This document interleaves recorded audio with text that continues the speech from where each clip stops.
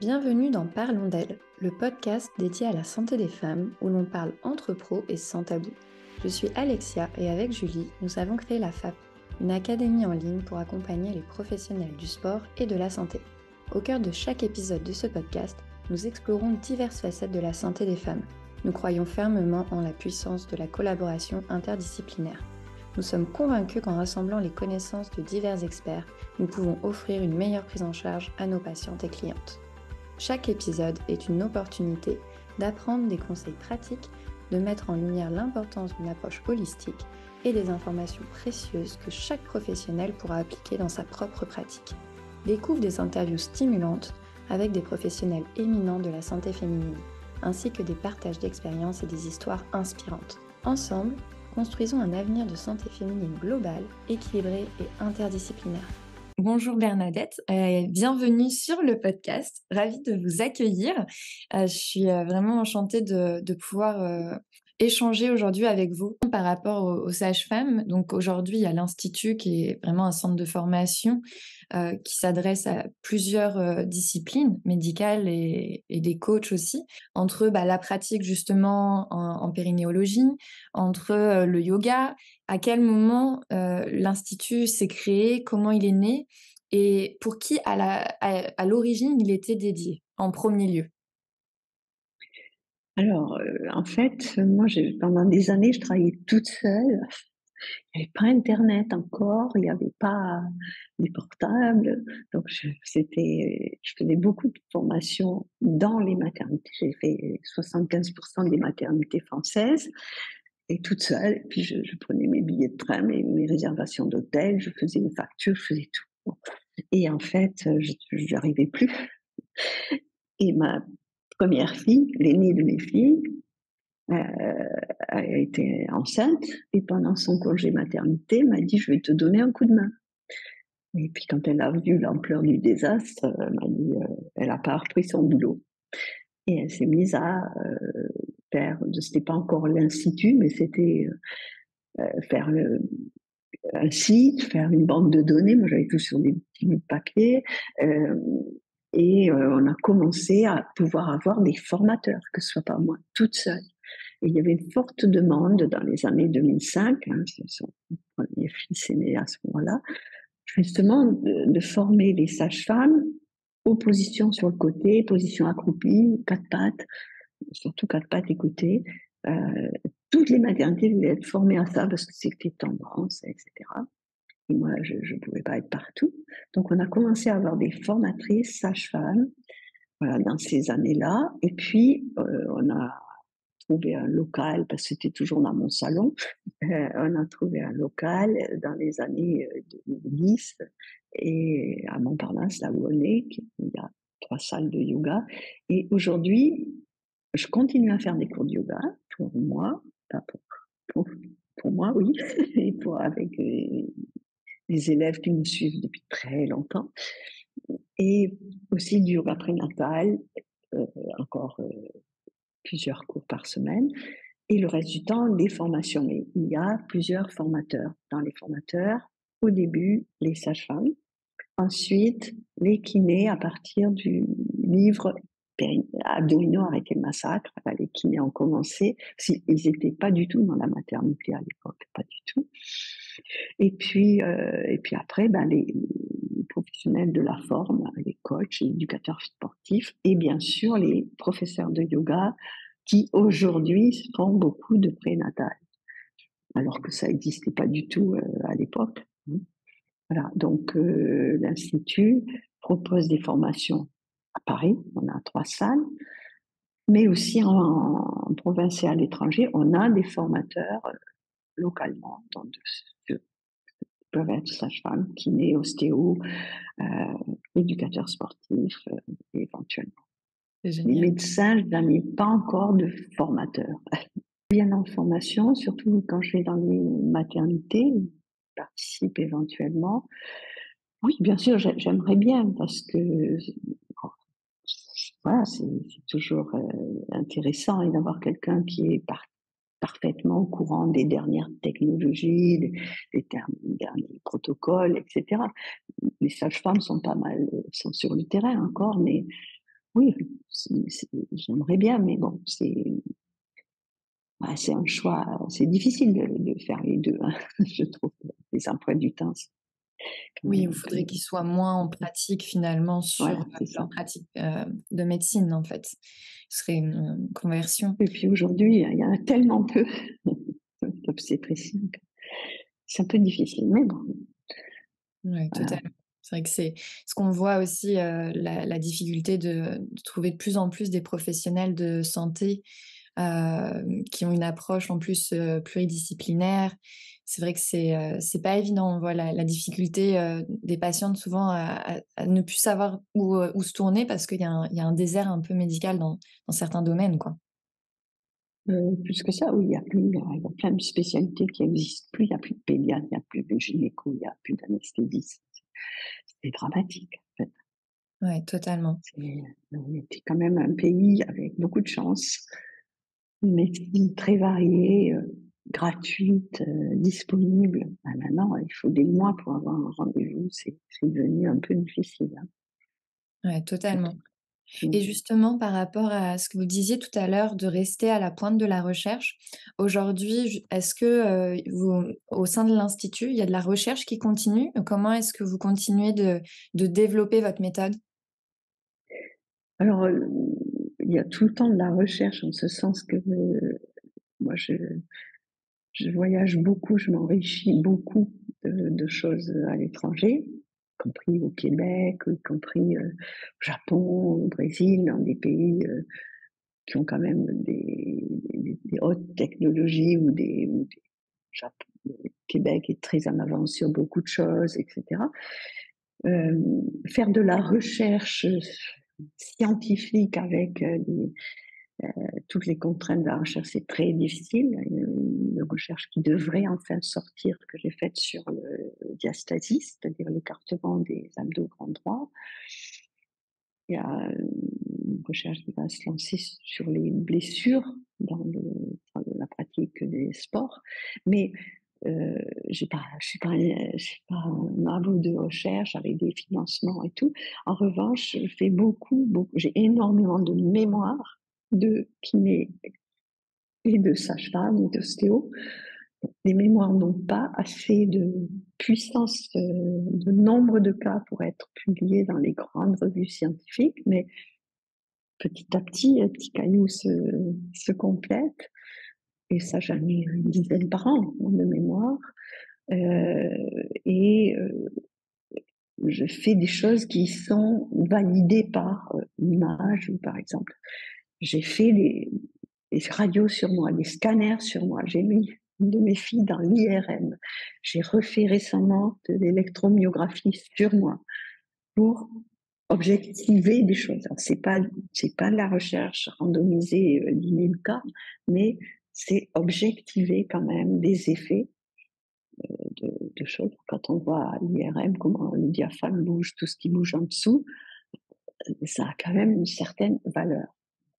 Mais c'est vrai que ça passe presque toujours par nous, quoi, directement. Donc, par exemple, quand j'ai fait des radios sur moi et puis des scanners, c'était à propos de ce truc qui arrive 30 ans plus tard et qui est tendance aujourd'hui. Ça fait 30 ans que j'essaye de faire passer ce message que quand on écarte le genou, eh ben, on ferme le périnée, et que ouais, j'ai fait des radios sur moi, des scanners sur moi pour montrer ce qu'on peut gagner en changeant la posture, donc cette fameuse rotation des fémurs dont on parle très très très fort aujourd'hui, avec plein d'erreurs biomécaniques. C'est des recettes mal comprises. Je sais pas si vous avez cette sensation-là. Moi, je le vois, beaucoup quand je parle de nutrition, par exemple, avec les personnes que je vais suivre, où il y a effectivement un tout petit morceau qui est vrai dans une méthode et du coup, on prend ce tout petit morceau pour valider une méthode qui, quand elle est globale, elle est terriblement fausse et je le vois beaucoup dans les régimes, tout ça. Moi, ça me fait vraiment bondir à chaque fois. On va juste prendre un mini truc, et puis se dire: «Oui, alors ça fonctionne» et après on fait une méthode qui est mauvaise pour la santé sur le long terme et je pense que c'est des choses qu'on revoit aussi, des effets de mode qu'on voit, en fait, aussi beaucoup parce qu'aujourd'hui, c'est beaucoup plus médiatisé. Le périnée, la grossesse, la ménopause, tout La ça est suite de beaucoup couches, qui est un exactement. combat pour moi depuis. fait un premier livre, Bébé là, vive maman, au début des années 2000. J'étais toute seule, parce que ça intéressait personne, les suites de couches. Maintenant, on parle que de ça. Donc, le problème, c'est qu'après, quand la vague va redescendre, on va tout jeter. Justement, ce qui était au sommet va être rejeté. Et parfois, des extravagances sur certaines postures. Récemment, une femme qui a été laissée, mais vraiment beaucoup trop longtemps, et comment elle-même n'a pas eu le réflexe de bouger en position de tailleur, et il y a eu des problèmes. Ben, on interdit le tailleur, c'est fini. Alors que voilà, c'est C'est pas un tellement le cas problème, extrême. voilà, parce que vous, les régimes, alors si on vous dit, bah, il faut plus manger, ben, du tout, ben, d'accord, ça va mal se passer. Je trouve que si on prend la globalité, ça va dans le bon sens et après, c'est vrai qu'il faut retirer les extrêmes, quoi. Ouais. Tout ce qui est justement trop extrémiste, ça peut pas fonctionner, c'est sûr. En ce moment, en obstétrique, il y a vraiment des choses extrêmes. Et voilà, jusqu'au jour où il y a un accident, et boum, ça y est, on repart, on jette tout, quoi. Donc, Ouais, c'est dommage. Mais il y a bon, pas direction. il faut faire avec, hein. Il faut Ouais faire avec. et justement par rapport à tous les voyages que vous faites, par rapport aux formations que vous donnez à l'étranger, hem, est-ce qu'il y a des pays que vous trouvez qui sont beaucoup plus en avance ou, certains plus dans la recherche, d'autres plus dans l'écoute du patient? Parce que ce qu'on a finalement, on a beaucoup échangé sur le fait qu'à la base, ça part d'une connaissance et une écoute de soi et c'est là, en fait, où après toute votre recherche, vos méthodes se sont enrichies, fondées. Est-ce que justement par rapport à cette écoute du patient, on parlait du Québec tout à l'heure, est-ce qu'il y a des endroits où c'est plus ouvert, où il y a plus de, on va dire peut-être de pluridisciplinarité aussi? Je ne saurais pas dire si c'est plus ouvert, mais chaque pays a un peu sa teinture. Voilà. On sait par exemple en France que les sages-femmes qui sont formées en Belgique sont beaucoup plus dans la physio, l'écoute, sont beaucoup moins médicales que les sages-femmes françaises. Bon. Pareil au Québec, où les sages-femmes françaises sont très mal vues parce qu'on les trouve trop médicales. Voilà. Elles ne sont pas acceptées dans les maisons de naissance. Donc il y a ce côté, donc, oui, qui est plus à l'écoute et plus dans cette ouverture. Au Brésil, par exemple, c'est une vision très animée, il y a beaucoup de monde autour, il y a de la musique, on chante dans sa salle d'accouchement. Alors, c'est ou césarienne ou au contraire hyper physio, mais c'est très animé. Au Japon, on n'entend pas un bruit et c'est quand même très maîtrisé, très, très, très maîtrisé. Mais en fait, ça correspond à des cultures, ça correspond à des manières de vivre. Et il y a un de mes livres qui n'a pas eu un grand succès de librairie parce que, comme me dit l'éditeur, on ne t'attend pas là-dessus. Euh, c'est Féminité, maternité, comment les femmes sont manipulées. Et finalement, on se rend compte que, bah, voilà, que ce soit par la religion, que ce soit par la culture, par les professionnels de santé ou par les réseaux sociaux, c'est bien difficile de s'écouter au sens de dire là c'est moi et là c'est ce qu'on m'a dit qu'il faut faire, etc. C'est très difficile de trouver vraiment voilà, cette liberté. Je ne pense pas qu'il y a de vraie liberté. Moi, je dis que j'ai eu beaucoup de chance dans le hasard de mes accouchements, qui étaient des accouchements, c'est vrai, très si je dis facile, ça, c'est pas tout à fait, c'est pas simple, pas sans douleur du tout, c'est pas le truc, mais oui, quand même très, très, très supportable très naturel, très dans l'animalité peut-être. J'ai vécu toute mon enfance à la campagne, j'ai fait beaucoup de naissances. J'ai eu beaucoup de chance à ce niveau-là, c'est que finalement, moi, je savais rien, je m'étais pas préparée, je suis arrivée et j'étais plus ou moins toute seule. Mais toute seule, pas au sens abandonnée. j'étais en sécurité. J'étais en sécurité, mais on m'a pas dit: «Il faut faire ci, il faut faire ça», quoi. Ça s'est fait parce que la physiologie s'est faite, voilà. Donc je sais que j'ai eu beaucoup de chance à ce niveau-là, parce que si on m'avait dit: «Allez maintenant tu attrapes les barres, tu lèves la tête, tu bloques, tu pousses», je l'aurais fait et je ne me serais jamais posé la question: «Et pourquoi j'ai pas eu besoin de faire ça?» Et bon, voilà donc mais je trouve que partout il y a des choses hyper intéressantes, mais partout on voit qu'il y a quand même des un peu une pensée, culturelle ou religieuse qui est derrière. Parce qu'il y a un enfant et que le pouvoir sur l'enfant, voilà, c'est la société s'en empare beaucoup, hein, Ouais, c'est de toute hyper façon. Ouais. intéressant. C'est hyper intéressant d'avoir cette vision justement et de se dire: «Mais oui, au Japon, finalement, elles accouchent en silence. Donc pourquoi est-ce que dans Mmh. certaines maternités, ça hurle?» et et de se dire que l'impact de la culture, finalement, de l'éducation, du conditionnement peut avoir Ouais. sur, et je pense que Pourquoi elles ont eu toutes des péri pendant un certain temps, puis aujourd'hui on n'en veut plus? Il y a des tas de raisons, des tas de raisons. Il y a une raison culturelle et il faut jamais, jamais oublier qu'il y a de l'économie. Il y a plus d'anesthésistes, il y a plus de produits. Donc on vous dit, Péri, c'est très mauvais. Bon, voilà. Avant, c'était très bon parce qu'il y avait des anesthésistes qui arrivaient en maternité, il fallait bien qu'ils travaillent, voilà. Ce genre de choses quoi, qui est tout bon et puis qui après devient tout mauvais, c'est quand même un peu étonnant.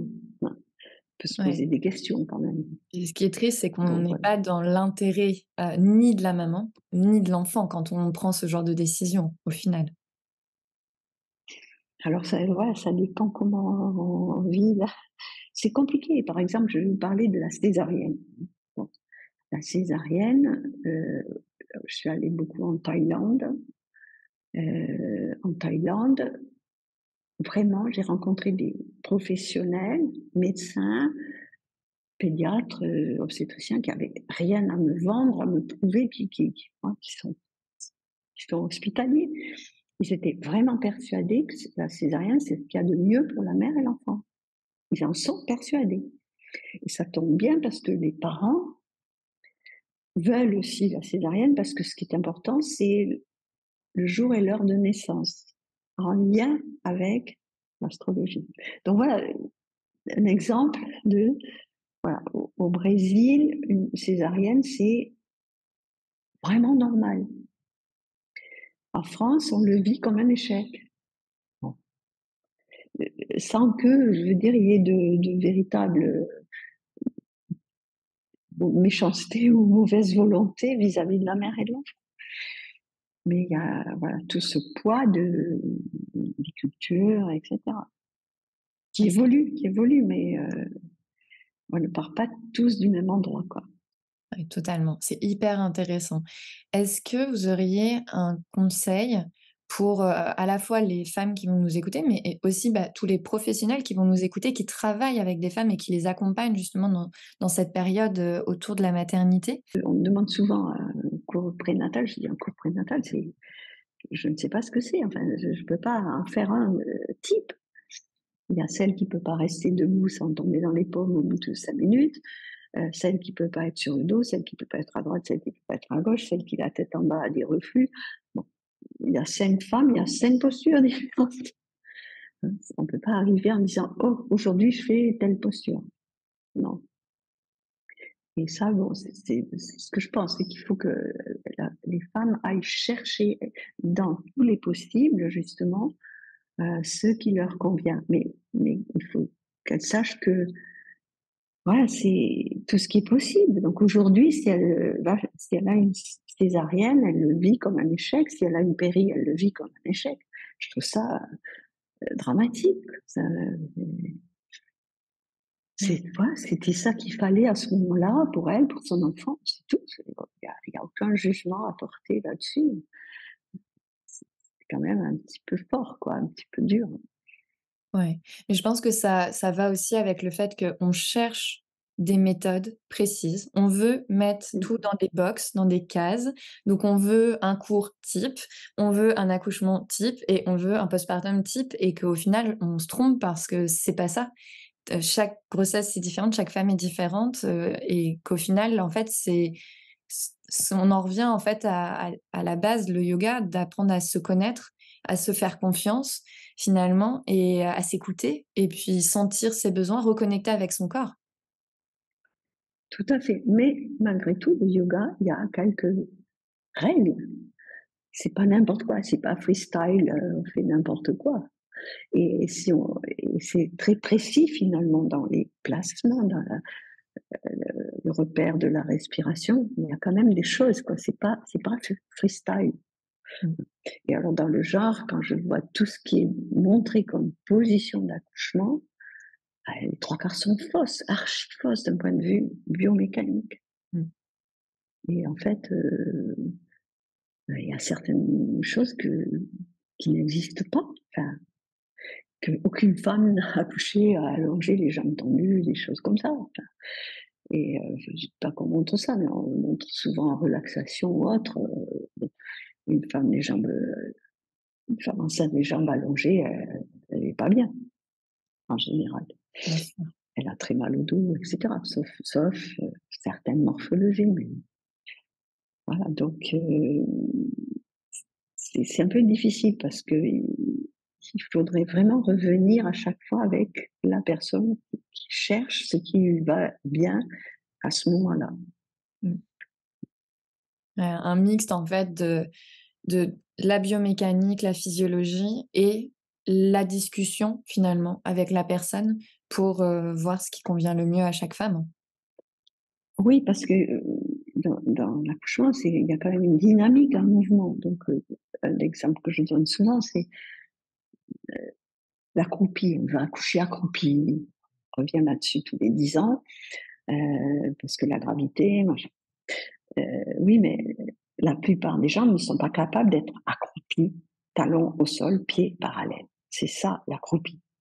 Et pour accoucher, il faut être en suspension, sinon on expose le périnée. En plus. Bon, ok, donc je leur demande de se mettre accroupi, et puis les trois quarts sont les pieds en canard, etc. Je leur dis, écoutez, si vous êtes sur des skis, qu'il fait beau, que vous êtes bien dans votre tête, tout va bien, vraiment. Dès que vous mettez vos skis comme ça, ben, ça va pas aller bien longtemps. La mécanique, on peut pas la nier quand même. On peut pas se raconter je suis bien, donc c'est bien. Non, ça va aller mal. Parce que le bébé, il passe juste, vraiment juste. Donc si on n'est pas dans l'axe, s'il n'y a pas un minimum de choses qui sont respectées, on a beau se dire que tout va bien, ça va pas bien. C'est ça qui est compliqué. Il y a un peu tout mécanique ou tout dans la tête. Mais en fait, c'est un peu des deux, mais la mécanique, on ne peut pas la nier dans l'accouchement. On ne peut pas. C'est quand même, voilà, fondamental et dans toutes les espèces, quoi. Il y a des espèces qui volent, il y en a qui nagent, il y en a qui courent. Bon, et on ne peut pas dire, ben non, ben, tout le monde doit courir, tout le monde doit voler. C'est comme ça. Totalement. Mm. C'est vrai que ce retour aussi, on en a parlé un petit peu, hein, par rapport aussi à votre enfance dans la nature, mais je pense que cette observation de la nature aussi, cette écoute de la nature, c'est juste cette prise de recul au final et de se dire: «Mais en fait, ça il y a plein de façons de faire». Oui, tout à fait. Et moi, j'ai vraiment vécu à la campagne et mes parents n'étaient pas paysans au départ, donc on découvrait tout ça. Et par rapport à la naissance, et je l'ai mis dans mon livre de la maternité, on avait des vaches, entre autres, mais il y en a une énorme bête, ça pèse des tonnes, une vache, quand c'est panthère, elle était énorme. À chaque fois, elle venait nous chercher, elle venait taper à la fenêtre, elle tremblait de tous ses membres, il fallait qu'on reste avec elle. Et d'autres allaient se cacher. On ne les trouvait pas pendant 3 jours. Voilà, il y a des comportements, même chez les animaux, étonnants parfois. Mais bon, c'est comme ça. Enfin, Génial. Et il y a des femmes qui ont besoin d'être très entourées, il y en a qui ont besoin d'être un peu plus intériorisées. Ouais. Ouais, c'est vrai, je suis totalement d'accord et au final, il y a pas une règle, il y a pas une façon et on en revient toujours à cette idée de rester vraiment dans l'écoute, dans l'observation, dans l'attention et puis, bah, nous, quand on accompagne, au final, de s'adapter à ce dont la personne a besoin aussi, avec nous, nos connaissances qui permettent justement de la guider pour ne pas faire d'erreurs. Ouais, j'ai beaucoup de recul maintenant, mais euh, je peux, je peux déceler ce qui est elle et ce qu'on lui a dit qu'il fallait avoir la bonne réponse. Voilà. Donc là, de temps en temps, je dis non, attendez, on va essayer autre chose là parce que oui, vous êtes bien comme ça, d'accord, je suis bien, je suis bien. Moi, tout a vaché, je suis bien. Oui, d'accord. Peut-être on pourrait être mieux. Et de temps en temps, il faut effectivement suggérer, et les sages-femmes pendant l'accouchement sont parfois obligées de dire oui, d'accord, vous êtes bien là, mais ça fait 3 heures que ça n'avance pas et votre petit fatigue. Mmh. Donc, c'est vrai que c'est pas simple. C'est quelque chose de pas simple. Ah non, Il ça faut c'est sûr. vraiment être à deux. Il faut être avec, je dirais, un chirurgien qui opère, le malade, il n'a plus rien à dire, il dort. Bon, voilà, le chirurgien fait son truc. Là, non, on peut pas. L'accouchement, c'est tout le temps, ce dialogue Ouais. permanent. Dialogue, aller-retour, l'importance du feedback au final et de la communication. C'est Mm. passionnant, c'est vraiment passionnant, j'ai adoré notre échange. C'est terminé pour l'épisode du jour, on espère qu'il t'a plu. N'hésite pas à nous laisser un commentaire ou à le noter et on te donne rendez-vous la semaine prochaine pour un nouvel épisode.